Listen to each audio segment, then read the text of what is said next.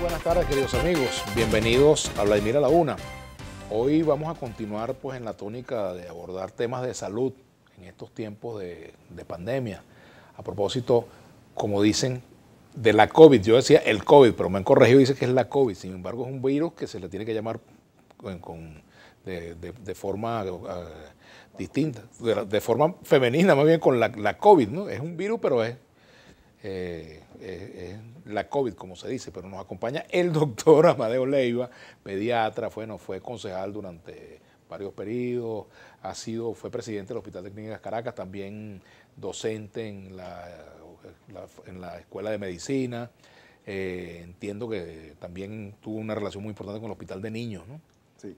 Así que bueno, quiero darle la bienvenida, doctor. Gracias por estar contigo. ¿Es correcto que usted dio clase en la escuela Vargas? Sí, en la Vargas. En la Vargas. Pregrado y No posgrado, sí. Pregrado, no en la Racetti, nunca en la Racetti. Me formé en la Racetti, pero como hice el posgrado en el Hospital de Niños, me quedé en ese hospital. Claro, así es. Bueno, es interesante conversar un poco sobre la COVID y los niños, ¿no? En primer lugar, y después, por supuesto, abordar toda la temática general de esta pandemia que nos está afectando, ¿no? Sí, la COVID, el niño, por suerte, es generalmente asintomática. O sea, el niño no presenta mayor cosa y si presenta son pequeños síntomas. Generalmente a medida que va avanzando la edad, el COVID se vuelve mucho más agresivo, hay mucho más complicaciones y por supuesto mucho más mortalidad. En los niños tenemos cuidado con los niños que puedan tener una base de enfermedad, por ejemplo, un niño que sea cardiópata, o que sea nefrópata, o que tenga una enfermedad de inmunodeficiencia, generalmente sí pudiesen tener síntomas mucho más fuertes que el niño normal.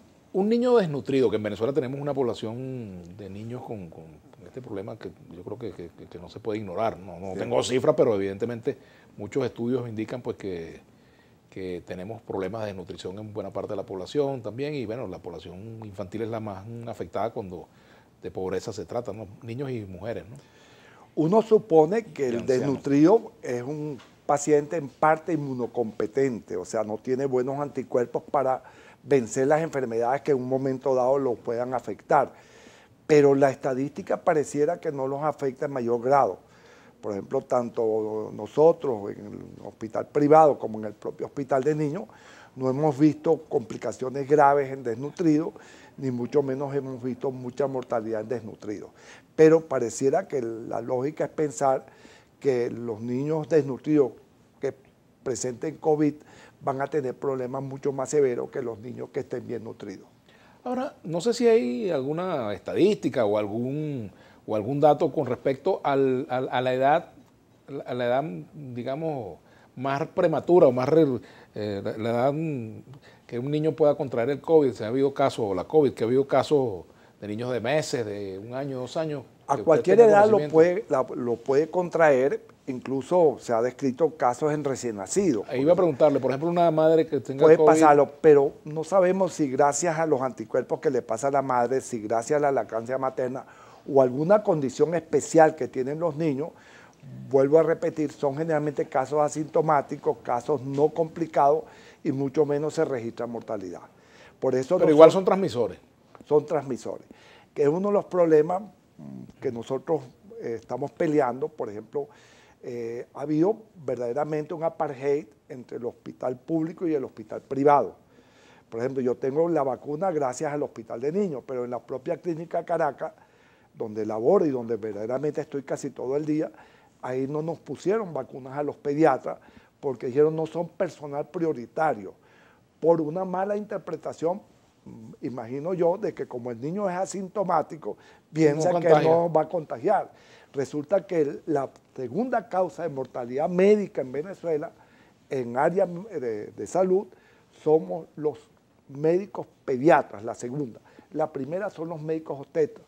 La tercera son los médicos cirujanos, la cuarta los médicos anestesiólogos y la quinta los traumatólogos. No te sigo mencionando porque son 27 especialidades. ¿Y por qué ocurre eso? Creo que hay un error que no han sido capaces de corregir. Probablemente yo entiendo que hay escasez de vacunas, pero tú no puedes ponerle al personal prioritario que no tenga la vacuna cuando tú sabes por los comentarios que se están poniendo en otros niveles que no son personal sanitario. No solamente defender al personal médico, sino también hacen lo mismo con el personal de salud. Nosotros, por ejemplo, ayer o anteayer yo escribía, una excelente trabajadora que es ascensorista, pertenece a la nómina de obreros, tiene casi 70 años, fundadora prácticamente del hospital, está en terapia intensiva en condiciones gravísimas, porque a ella le negaron la vacuna. Cuando la clínica pasó el listado, ella estaba incluido porque es un personal que traslada en el ascensor los pacientes del área de emergencia al área del piso 7. Y un ascensor, por más que tú te cuides, es un sitio muy cerrado. Y a veces no hay el distanciamiento porque el ascensor no te permite ese distanciamiento.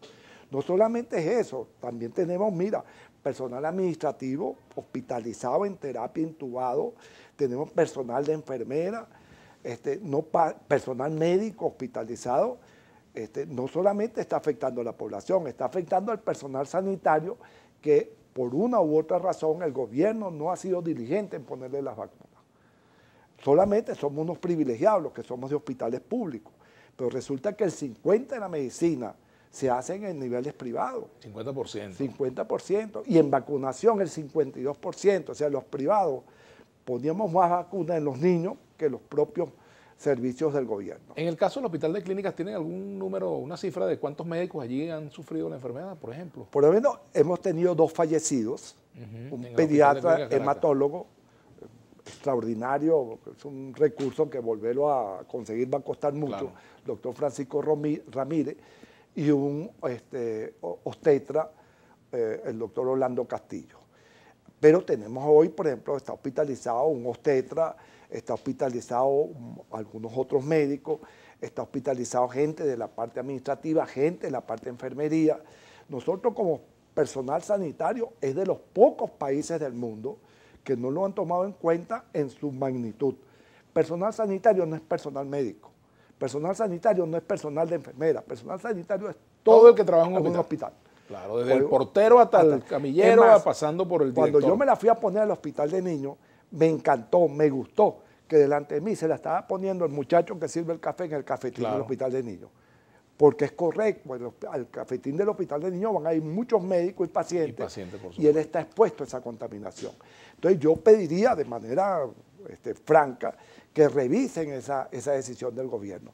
No es posible que el personal sanitario, óigame bien, nosotros tenemos pocas vacunas, pero la mayoría de los países empezaron también con pocas vacunas.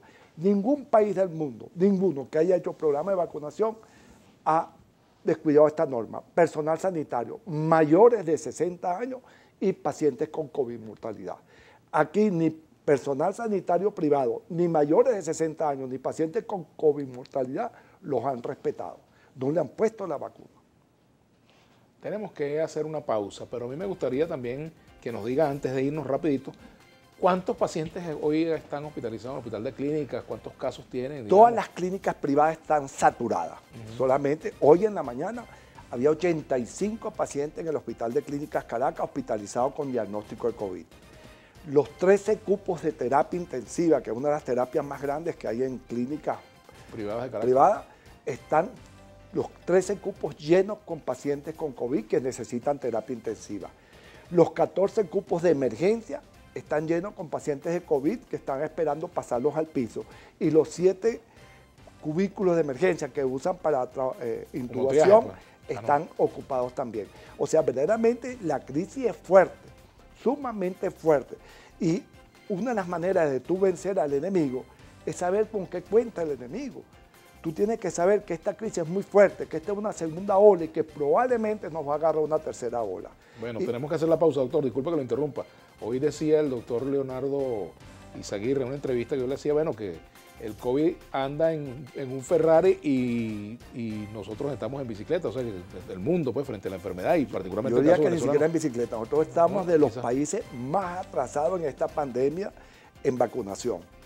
Estamos de los más atrasados en dotación de insumos. No hablo de las clínicas privadas que mal que bien han podido hacerlo. Hablo de esos hospitales del interior donde no llegan tapabocas, donde no llegan mascarillas, donde no hay posibilidad ni siquiera de lavarse las manos. Vamos a hacer la pausa. Ya regresamos con el doctor Amadeo Leiva. Prevención a la una es nuestra etiqueta en el día de hoy. Ya venimos. Bueno, continuamos con el doctor Amadeo Leiva. Prevención a la una es nuestra etiqueta y usted me decía que era bueno hablar de medidas de prevención Sí. que a veces no se respetan tanto, ¿no? La medida de prevención clásica y mundialmente con el mayor éxito posible han sido las vacunas. En el siglo XIX lo más importante fue cuando la parte sanitaria logró el agua potable. La mayoría de las grandes epidemias eran epidemias hídricas, entre ellos la famosa enfermedad del cólera. Hoy en día, la mayoría de las enfermedades que diezmaron al mundo, que fueron prácticamente un diablo en el mundo, hoy en día no existen gracias a la vacuna. Tú no verás viruela, no verás nadie que diga mi mamá, mi papá, mi tío, mi hermano, mi vecino tiene viruela. Hace casi 50 años que ya no existe la viruela en el mundo, gracias a la vacuna. Imagínate cómo fue importante la vacuna, que empezando la etapa del siglo XVIII, hubo una expedición a Venezuela para traer la vacuna de la viruela. Para que tú veas cómo se ingeniaron en épocas anteriores en poner vacunas. Esa expedición la llaman la expedición de Francisco Balbi. Y tú me preguntas, ¿cómo pudo una expedición de una travesía en alta mar a ese sol y a ese calor traer una vacuna que necesita refrigeración? Inventaron, hoy en día no lo hubieran permitido, pero eso logró salvar miles y miles de vidas. 22 niños huérfanos, cada cierto tiempo, cada 2 o 3 días, le inoculaban a uno y cuando prendía la vacuna, inoculaban al otro. De modo tal que cuando llegó el barco a Venezuela, tenían 2 o 3 niños ya con la vacuna prendida. Y de esa vacuna empezaron a tomar muestras y de los que se iban inoculando tomaron muestras y así fueron haciendo una cadena. Que es lo que llaman inmunidad de rebaño, quizás de alguna manera, ¿no? Logró exactamente frenar la viruela. Fue tan impactante que Andrés Bello le hizo una oda, un poema a la vacuna de la viruela. Ah, caramba. Hay un poema bellísimo, se llama Oda a la viruela. Muchos países, la enfermera que trajo esos niños, Isabel Sendal, hay un libro precioso que se llama A Flor de Piel, de Javier Moro, que narra toda la expedición, pero tipo novelada. Esa enfermera, que era gallega, es la que sale con los 22 niños para cuidarlos. Y ya se está hablando en el mundo que el Día de la Enfermera debe ser esta señora, y no Florencia Nightingale, que estuvo en una guerra con todos los méritos, pero que no es cercana al problema americano o el problema europeo. Es más bien la guerra de Crimea. Claro. Entonces, hoy en día se está reivindicando. Lo pongo como ejemplo que sí se pueden hacer muchas cosas. Ahora, una pregunta a propósito de las vacunas, porque yo recuerdo, bueno, mi mamá, si a uno de los muchachos le daba lechina, bueno, los metía todos juntos, ¿no? Para que le diera una vez, y eso era costumbre en las familias, ¿no? Si alguien tenía alguna... Porque no existía la vacuna. Porque no existía la vacuna. Claro, era una forma de... Claro, es preferible que te dé estando sano que claro. no te vaya a dar después que sales de una convalecencia de otra enfermedad. Exactamente. Pero hoy en día no se justifica. Ahora, no se puede hacer eso con el COVID, eso, por supuesto, no, que es lo que, porque ha sido, imagínense ustedes la mortandad como sería. En absoluto, sería un riesgo, porque si lo hace con los niños que sabes que no se van a infectar, no se van a enfermar, van a contaminar a los adultos. A los demás, a los maestros, a quien los cuide, a que sea. El siglo XX, que fue el siglo pasado, 100 especialistas mundiales en problemas sanitarios le hicieron una encuesta a ellos. Y la medida más extraordinaria sanitaria que hubo en el siglo XX fueron las vacunas. La vacuna del polio, tú no verás polio, la vacuna de la difteria, de vez en cuando un brote por ineficacia. Fiebre amarilla quizás en algunos lugares por pero brote, muy selvática, muy selvática. Claro. Yo, por ejemplo... Que por cierto aquí los números aumentaron entre gente, sobre todo en el estado Sucre, me llamó la atención que en el estado Sucre comenzaron a aparecer casos y se trataba de gente que se fue a trabajar a las minas y regresó con la enfermedad. Porque es muy selvática. Aquí la están poniendo de rutina por eso, porque nosotros la tenemos en la selva, especialmente colindante con Brasil. Con Brasil, y en Brasil la piden además la vacuna. La piden, porque allá para tú tener fiebre amarilla, tú necesitas tener monos. Porque el reservorio de la fiebre amarilla es el mono. Y los ministerios de salud de estos países latinoamericanos ven que se acerca una epidemia cuando empieza a aparecer una mortalidad importante de monos. O sea, el registro epidemiológico de la mortalidad de los monos te ayuda a ti a saber que puede acercarse una epidemia de fiebre amarilla. Una enfermedad que causó estrago en una época. Claro. La esposa del Libertador muere del vómito negro, que el vómito negro no es más que la fiebre amarilla. Bueno, cosas que uno de la historia, ¿no? Que son importantes. Y cambió la vida del país, porque pero por supuesto, esta mujer hizo que el Libertador fuera el Libertador. Por supuesto, así es cierto. Bueno, doctor, ahora, volviendo con el tema de la prevención, aparte de la vacunación, pudiéramos decir que prevención es sinónimo de vacunación hoy en día. O sea, lo más importante. No, la prevención ayuda a la vacunación, pero la vacunación es el arma imprescindible.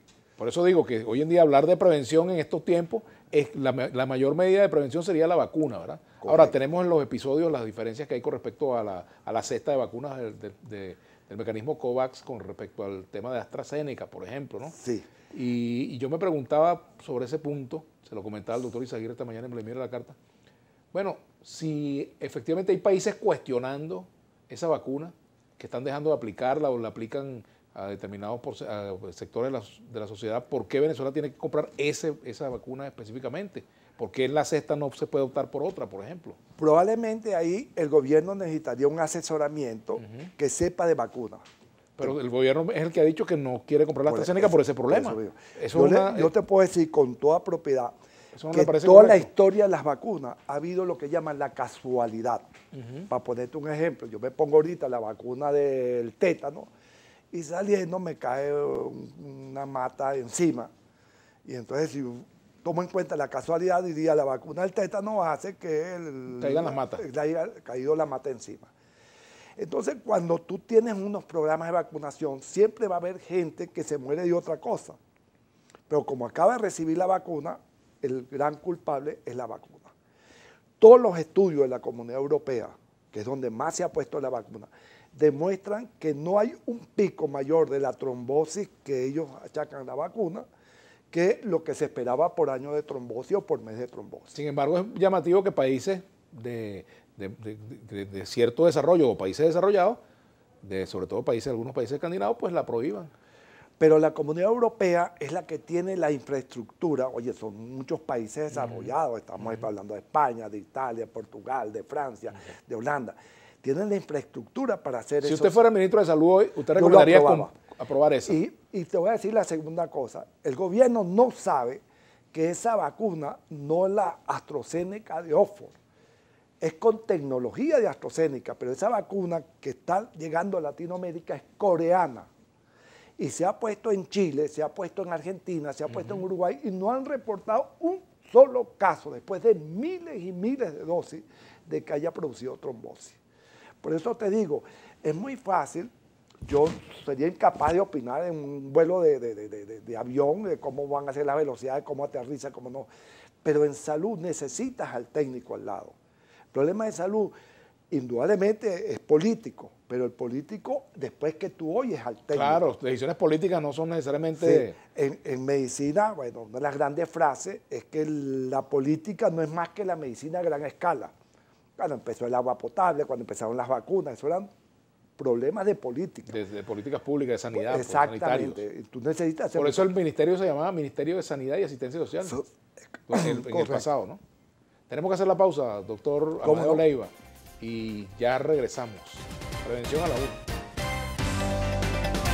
Bueno, continuamos con el doctor Amadeo Leiva, médico pediatra, bueno, fue presidente del Hospital de Clínicas Caracas, docente de la Escuela Racetti de Medicina, de la Escuela Vargas, perdón, y también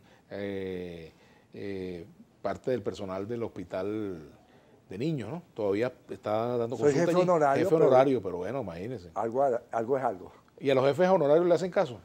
No, somos jarrones.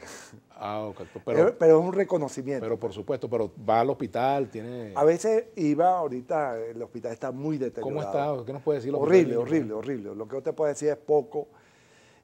Te pongo un solo ejemplo. Era el primer hospital del país. Hoy en día no tiene, óyeme bien, servicio de neurología pediátrica.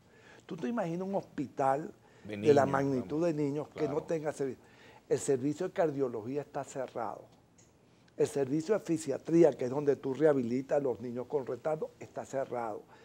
Yo podría estar toda la mañana diciendo... No, yo le preguntaría, ¿qué servicio está abierto? Porque si es así. Es un pequeño ambulatorio.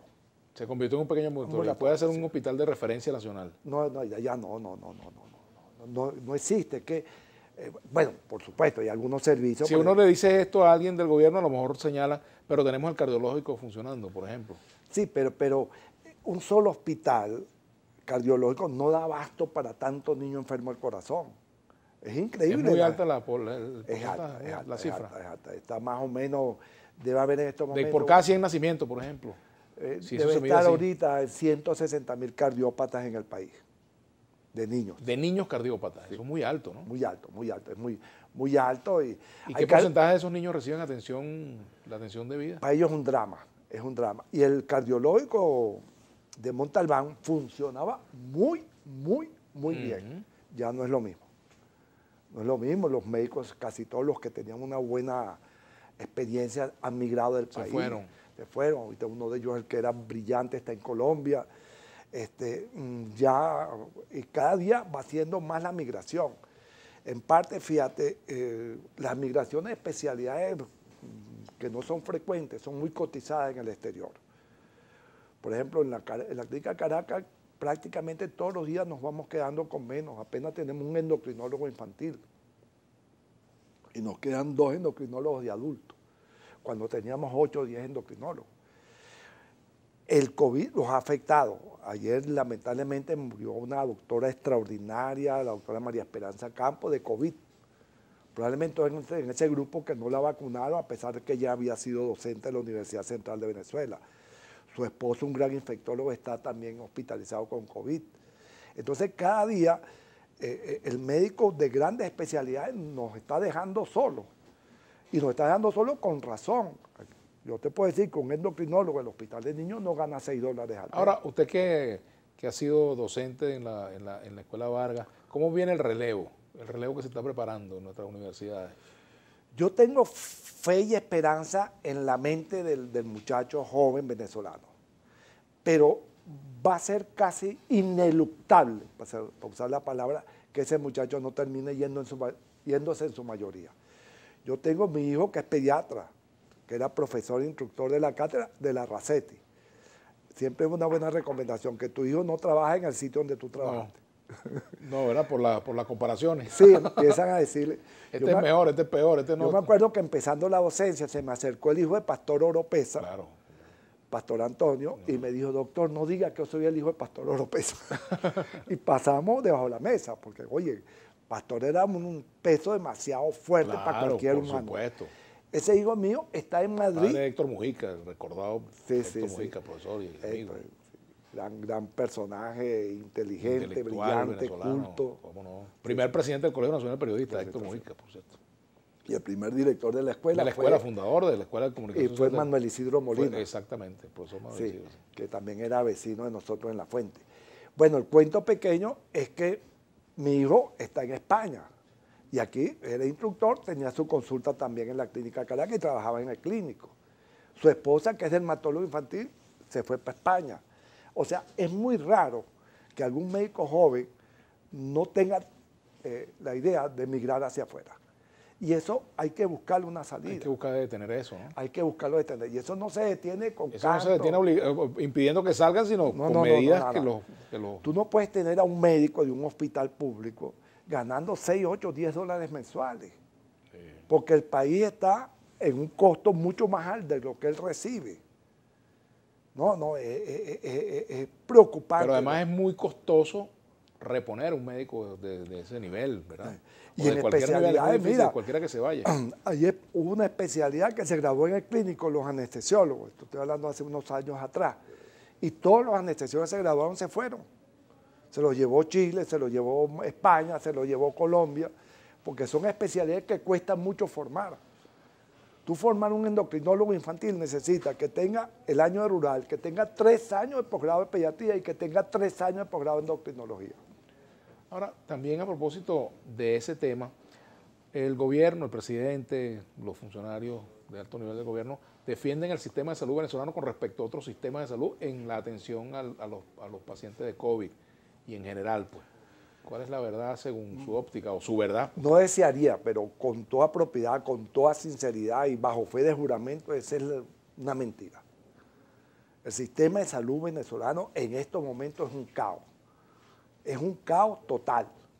en los hospitales públicos más caos que en cualquier otro sitio. Es un caos en los programas de prevención. Nosotros tuvimos ahorita reciente sarampión, cuando estaba eliminado. Tuvimos reciente, hace 6, 7 años, problemas de la difteria. No, las grandes vacunas, que más estaban aprobadas inclusive con el gobierno de Chávez, como la vacuna del neumococo, como la vacuna del rotavirus, como la vacuna del BPH que la anunciaron para evitar el cáncer de la mujer del útero. Esas vacunas no están en el programa de vacunación. Solamente contamos con la BCG, que ya hoy en día es una vacuna, entre comillas, cuestionada, con la triple y con sarampión, papel y rubiola. ¿Y se están colocando, digamos, en qué porcentaje con respecto a la necesidad? Bueno, ¿en un 30, 40%, 50, 60, 70, 80? Ha bajado mucho, pero yo pienso que hay un buen porcentaje, así como digo, pero el porcentaje en neumococo es cero. Por ejemplo, ¿y estas vacunas antigripales se están colocando? Sí, la colocan, pero esa es una colocación anual, no es una colocación sino todos los años, y está restringido, generalmente es menores de 3 años y mayores de 60, porque es donde verdaderamente se ven las complicaciones. Pero las vacunas normales, la mayoría ya no las... Aquí no hay hepatitis A nivel público, aquí no hay neumococo a nivel público, aquí no hay rotavirus a nivel público. Aquí no hay Menacta, que es una vacuna ultramoderna para tener 4 serotipos del meningococo a nivel público. La ponemos a nivel privado, pero a un costo dolarizado. ¿Cuánto cuesta una vacuna de esas? Puede costar 80, 90, 100 dólares. Imagínese usted. Tenemos que hacer la pausa. Nosotros conversamos ayer con la doctora Bufar, quien es la presidenta de la Cámara Aseguradora. Y también estuvimos al doctor Daniel Sánchez, médico intensivista, anestesiólogo, presidente de la Sociedad de Historia de la Medicina, ¿verdad?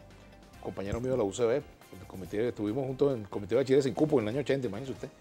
Le quiero hablar un poco sobre el tema de los costos en los centros privados, porque hay esa polémica con respecto a las pólizas de seguro que no cubren, por supuesto, las pandemias, y bueno, a lo que ha venido haciendo el sistema asegurador, pero ella decía que teníamos un incremento hasta del 100% en clínicas privadas. Me gustaría hablar de ese tema con el doctor Amadeo Leiva. Ya venimos, prevención.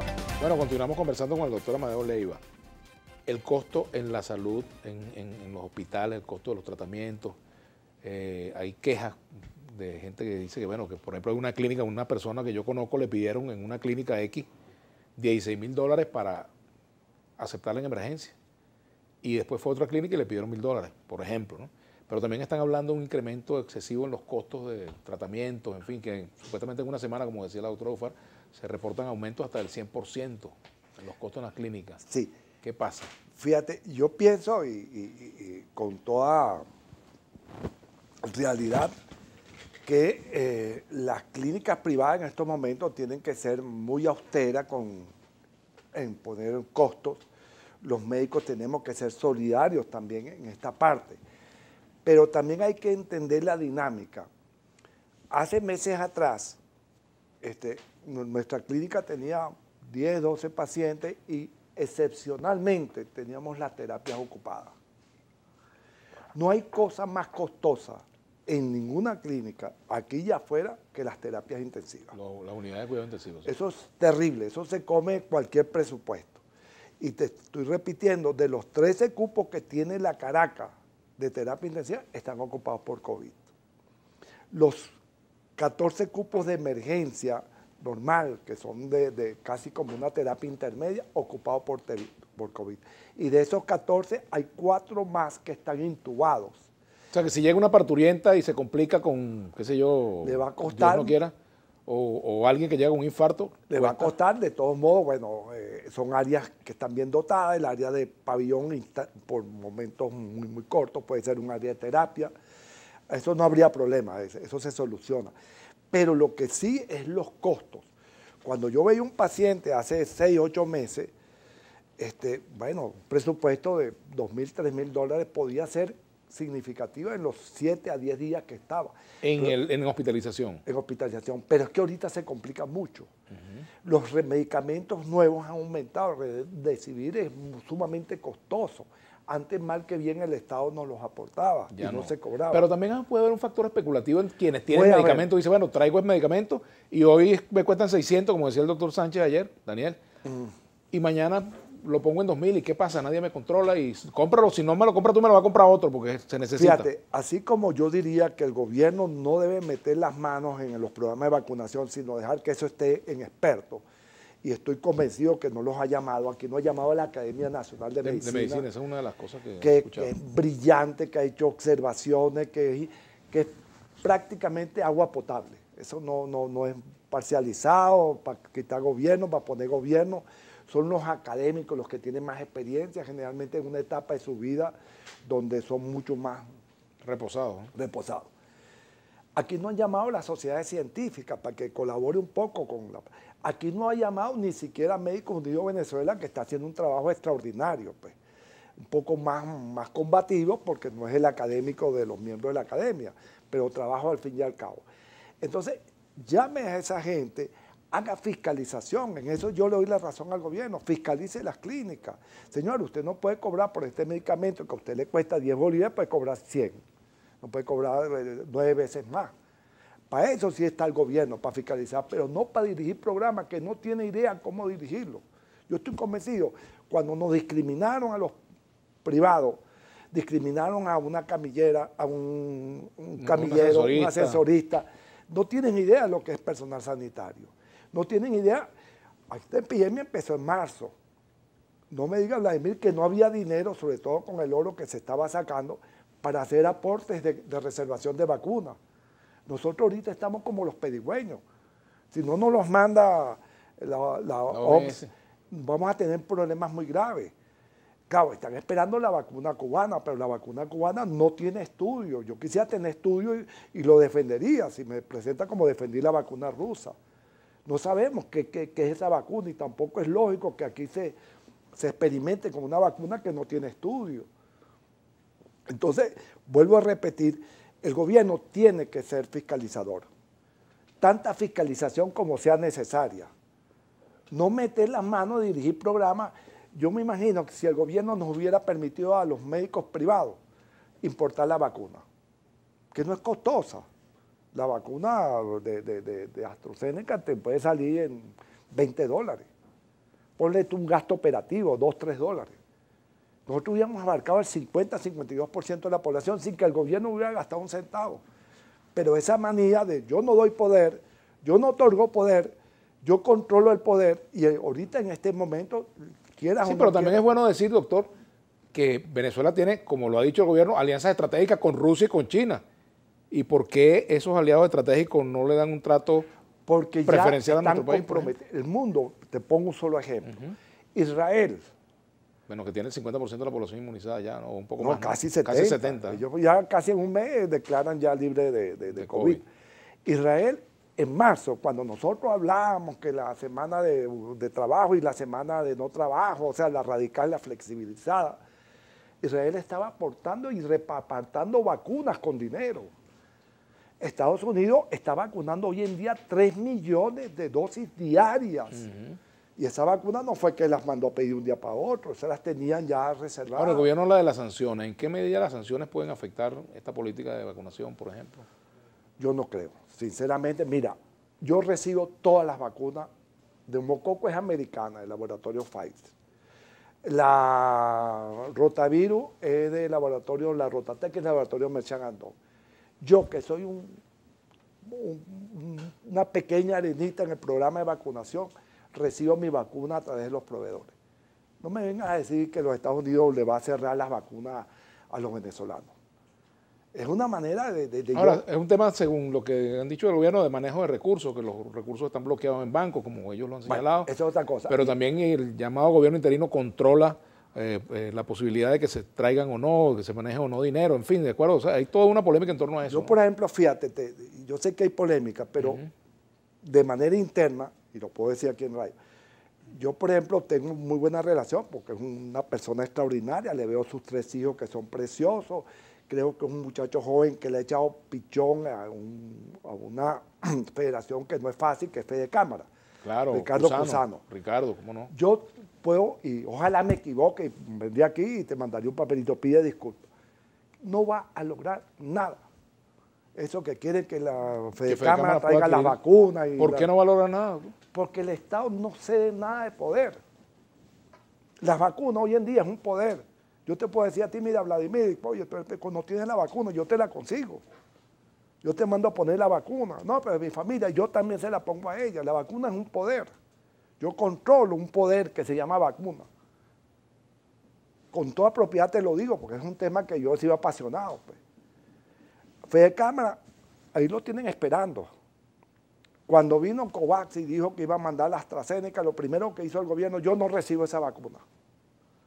Oye, pues si ya la Comunidad Europea, ya la FDA americana que tiene que ver con drogas y vacunas, ha dicho que no hay relación con las trombosis, tú no vas a tener a los venezolanos muriéndonos porque a ti por decir, dijiste que no era suficiente, era bien aprobada esa vacuna. Vamos a hacer la pausa y seguimos conversando del tema. Ya venimos con el doctor Amadeo Leiva.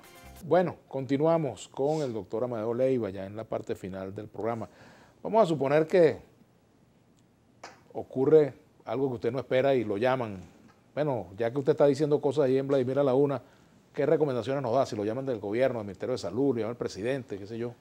Yo le diría, mire, con mucho gusto yo estoy dispuesto a colaborar, a trabajar, a ser leal en este problema que se ventile como un problema de realidad nacional. Pero también le diría, mire, hay gente mucho más preparada que uno que pudiese hacer ese papel. Es más, preparadas incluso en grupo. Academia Nacional de Medicina. Eso es pepita de oro. Pepita de oro para aportar, para promover, para inclusive estudiar. Las sociedades científicas, aquí la Sociedad de Infectología, la Sociedad de Medicina Interna y la Sociedad de Pediatría se han dedicado a este tema como no tienes idea. Aquí hay venezolanos que yo los llamo desayuno, almuerzo y ceno con COVID, por ejemplo Julio Castro. Julio Castro, pasa que es un tipo muy humilde, pues Julio Castro se formó en Harvard. Eso no es ningún individuo que lo cogieron debajo de una mesa para que hablara, no, no. Es un profesor de la cátedra de Tropical. Tuvo experiencia en dirigir exitosamente la salud en el municipio Petare. En poco tiempo, pues lo hizo muy bien. Es un hombre que tiene que ser tomado en cuenta. El doctor Oleta tiene que ser tomado en cuenta. El doctor Orihuela tiene que ser tomado en cuenta. El Carlos Walter tiene que ser tomado en cuenta. Pues son gente que tiene muchísima experiencia. Yo lo que soy es un pediatra del día a día, que mi experiencia es que estoy viendo cosas que no tenía que haber visto. En todos estos años. En todos estos años. ¿Cuántos años tiene ya de experiencia usted, doctor? De pediatra, 40 y... ¿Cuánto me gradué en el 74? Sí, casi 40 años de pediatra, 40 y pico de años. Que no es fácil decirlo. Mire, yo viví una época inclusive que el hospital de niños se murieron niños esperando en la sala de espera. Y eso hizo que cuando vino el presidente Carlos Andrés Pérez le dio un aporte al primer gobierno, primero las becas Mariscal de Ayacucho. No hubo médico del hospital de niños que quisiera una beca que no se fuera para afuera. De nefrología infantil mandaron 4, pero no había nefrólogos. De terapia intensiva infantil mandaron a Mugarra a Francia, mandaron al doctor Ortiz a México, mandaron a Barcelona, España, a hacer terapia de quemado. O sea, cada neurología lo mismo. O sea, hubo un aporte para mejorar la salud. Y esos aportes tienen que ser porque la persona oye. Le dijeron, mire, el hospital tiene una carencia de especialidades que... Es que incluso estaba viendo un programa, disculpe, con el profesor, con el doctor Miguel Llaver, un programa que pasaron en Valencia, sí, no.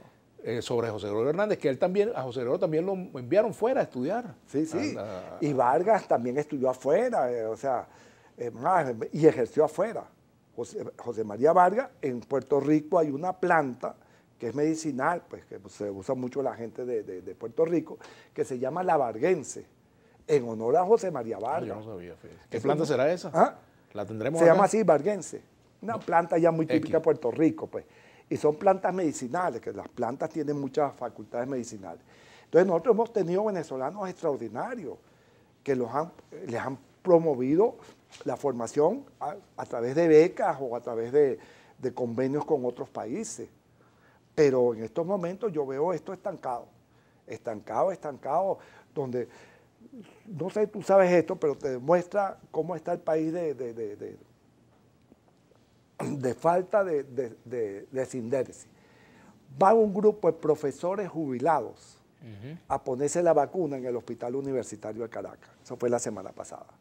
Yo vi esa información que Oye, el doctor París no se la quisieron poner. al rector de la universidad, Que fue que rector, fue Antonio 2 París, veces claro, decano de la Facultad de Medicina, Medicina. que va al hospital y aporta, porque como jubilados, Claro. muchos de nosotros seguimos yendo a veces a los hospitales. No se la pusieron. Al doctor José Andrés Octavio, que es el experto número 1 a nivel nacional y quizás mundial de hipertensión, da conferencias en el clínico, da conferencias en los otros hospitales, se la quisieron poner. A esos 7 grandes maestros que los llamaron, no fue que fueron allá, el director dio una orden que no se le pusiera. El director del clínico. De clínico, sí. Es más, por eso es que el doctor Bueno, París... está abierto, director del clínico, señor director del hospital clínico, si quiere venir aquí a desmentir eso o a decir o a explicar también por qué tomó esa decisión, aquí está el espacio abierto. Muy bien. El doctor París, nada, claro, el doctor Antonio dice, ¿qué doctor? Si a él lo nombra el presidente junto con el rector de la universidad. ¿Sabes que el hospital universitario lo nombra al director, el presidente, claro, el consejo directivo, el rector porque pertenece a la universidad en parte y el presidente claro, porque pertenece al Ministerio de Sanidad en parte. O sea que hasta el mismo jefe le fue negada la vacuna cuando es médico, cuando tiene más de 70 años, cuando es un tipo que ha aportado tanto. Eso es un ejemplo de que las Que por cosas... cierto aquí se generó una polémica con respecto a eso de vacunar parlamentarios o no vacunarlos, que si por qué le pusieron. No son prioritarios en ningún país. Sin embargo, por allí me llamaron familiares de viejos parlamentarios jubilados comentándome que a los parlamentarios jubilados no les han puesto la vacuna y si se la ponen a los activos, por los jubilados con más razón que son personas ya... Yo se lo pondría a los jubilados por tener más de 60 claro, años. Por supuesto. Pero yo los activo, y lo digo con propiedad, no tiene sentido que le pongan las vacunas. Si tú no has terminado con el personal prioritario, termina con los sanitarios. Después que termine con los sanitarios, pasa a los mayores de 60 años. Después termine los 60 años, pasa con los pacientes con comorbilidad. Y después tú tienes un grupo que tienen que ser vacunados, por supuesto, la población normal, la población de seguridad, la población de legislación, etcétera. Pero no ahorita porque, oye, por el hecho de ser diputado, ellos no tienen mayores riesgos. Con guardarle el distanciamiento social y ponerse su mascarilla es más que suficiente. ¿Qué nos pasa? Que en la política venezolana, esto es una cosa que a lo mejor es polémica, en la política venezolana nos encanta después, yo lo hice, después de tener una reunión política, ir a la pequeña tasca con los compañeros, tascas cerradas, se han contaminado mucho. Una época que en la Caracas tuvimos una cantidad de políticos enormes que, bueno, casi todos eran el denominador común, pues. Me contaminé en una reunión, después que salí, nos reunimos. Entonces, ellos no son prioritarios. Prioritarios son, vuelvo a repetir, sanitarios. Sanitarios son muchísimos, porque ahí están los odontólogos, ahí están los bionalistas, claro, ahí están las enfermeras, ahí están los médicos. Ahí está el personal técnico. Los radiólogos, qué sé yo. Todos los técnicos. Vigilantes. Camilleros, ascensoristas, todo. Entonces termina con ellos, que son los que te están dando problemas. Porque son los que más, oye, esta doctora que se muere ayer y en Manzanate se mueren 2, 3 médicos. Margarita se muere uno de los pocos cirujanos plásticos que tenía. Porque el personal sanitario se está muriendo también. Doctor, ya que antes de terminar, por aquí me preguntan sobre la ivermectina, que tuvimos problemas con el internet, bueno, ya lo tenemos establecido aquí.